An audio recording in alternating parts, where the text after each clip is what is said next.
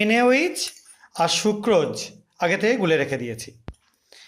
এখানে আমরা বেসিক মিডিয়ামে বা ক্ষারকীয় মাধ্যমে একটা রিডাকশান বা বিজারণ দেখব। যাই হোক, এবার আমি অল্প অল্প পরিমাণে NaOH এর মধ্যে অ্যাড করছি এবং একটু একটু করে সেক করছি।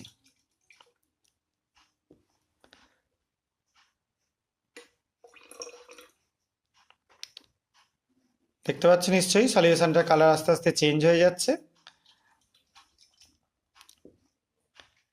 এবং আমি একটু জল অ্যাড করে দিচ্ছি। কালারটা দেখো অনেক ডিপ হয়ে গেছে। এবার আমি এখান থেকে এটা তুলে নিয়ে জাস্ট তোমাদের দেখাচ্ছি। দেখতে পাচ্ছ কালারটা সবুজ হয়ে গেছে, একদম ডিপ সবুজ।